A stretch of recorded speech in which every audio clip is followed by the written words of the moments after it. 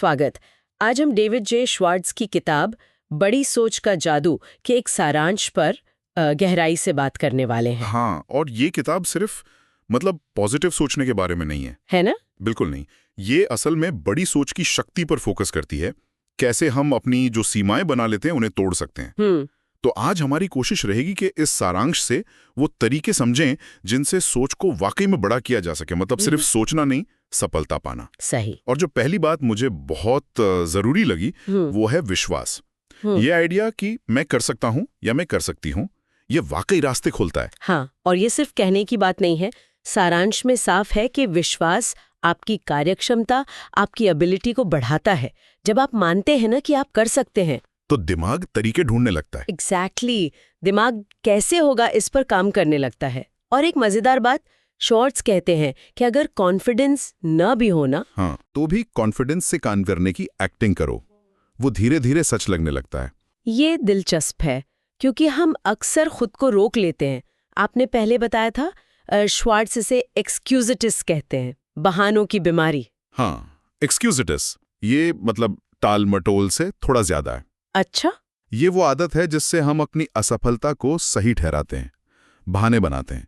जैसे मेरी सेहत ठीक नहीं, या उम्र निकल गई, या मैं उतना स्मार्ट नहीं हूं। कॉमन बहाने हैं ये तो। बिल्कुल। या किस्मत खराब है। श्वार्ट्ज का कहना है कि आप जितने सफल होंगे उतने कम बहाने बनाएंगे। तो अगर कोई ये पहचान ले कि हाँ, मैं ये बहाने बना रहा हूँ या बना रही हूँ, तो सारांश क्या कहता है, क्या करना चाहिए? पहचानना पहला कदम है, लेकिन काफी नहीं। समाधान है जिम्मेदारी लेना, पूरी तरह से। जिम्मेदारी मतलब ये पूछना बंद करना कि मैं क्यों नहीं कर सकता, और ये पूछना शुरू करना कि मैं इसे कैसे कर सकता हूँ। अच्छा, सवाल बदल देना है। हाँ, जैसे ही सवाल बदलता है, दिमाग का फोकस प्रॉब्लम से हटकर सॉल्यूशन पर चला जाता है।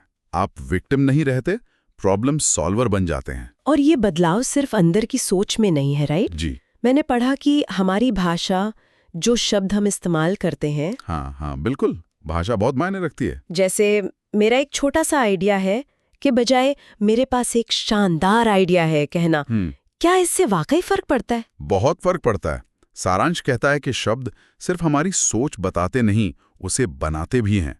बड़े पॉजिटिव शब्द, एनर्जी वाले शब्द, हाँ, वो खुद में और दूसरों में जो सुन रहे हैं उनमें भी आत्मविश्वास जगाते हैं। आपकी एक इमेज बनती है।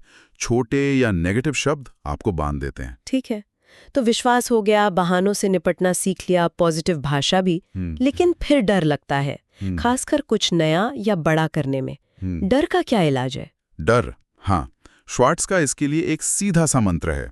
एक्शन डर का इलाज है। Action cures fear. एक्शन मतलब काम करना। जी हाँ, बस काम शुरू कर देना। सारांश समझाता है कि डर अक्सर तब बढ़ता है जब हम खाली बैठे सोचते रहते हैं। हाँ, ओवरथिंकिंग। बिल्कुल। जैसे ही आप पहला कदम उठाते हैं, छोटा सा ही सही, ध्यान डर से हटकर काम पर लग जाता है। मोमेंटम बनता है और डर पीछे छूट जाता है। सही वक्त का इंतजार मत करो, बस शुरू करो। एक्शन लेना जरूरी है। और इसके साथ क्या लक्ष्यों का साफ होना भी जरूरी है? बड़ा सोचना है, पर क्या बड़ा? आपने एकदम सही पॉइंट पकड़ा, बहुत जरूरी है। सारांश कहता है, लक्ष्य एकदम साफ और बड़े होने चाहिए।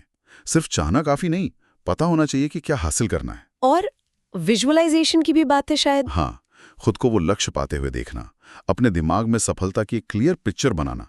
जब आप ये करते हैं तो आपका सबकॉन्शियस माइंड उस दिशा में काम करने लगता है।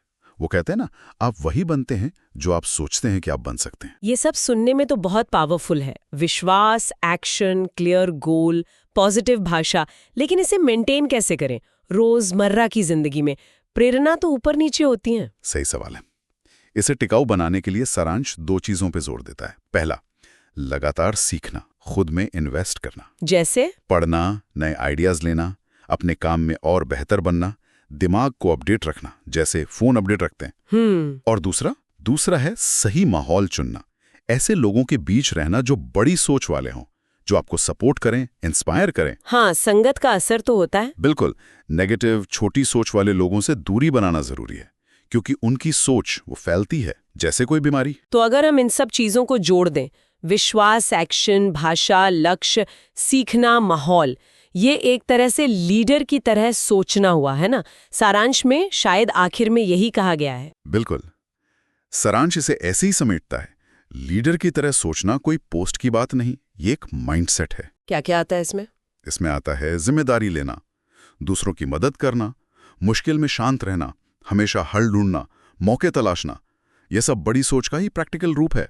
तो कुल मिला के इस चर्चा का सार यही है कि बड़ी सोच कोई रहस्यमयी चीज नहीं है, ये एक प्रोसेस है। हाँ, एक सचेत प्रयास, अपने विश्वास पर काम करना, बहानों को हटाना, डर लगे तो एक्शन लेना, लक्ष्य साफ रखना, अच्छी भाषा बोलना और सीखते रहना, सही माहौल में। बिल्कुल, ये सब करने से ही बात बनेगी। सही कहा। और यहाँ एक सवाल मैं छोड़ना चाहूंगा सोचने के लिए। अगर बड़ी सोच इतनी शक्तिशाली है और ये छोटे छोटे बदलावों से आती है, तो वो कौन सी एक सबसे छोटी रोज की आदत या बदलाव हो सकता है जिसे कोई भी आज से ही अपना ले और अपनी सोच का दायरा बढ़ाना शुरू कर दे? ये सोचने वाली बात है। शायद इसी सवाल का जवाब ढूंढना पहला कदम हो।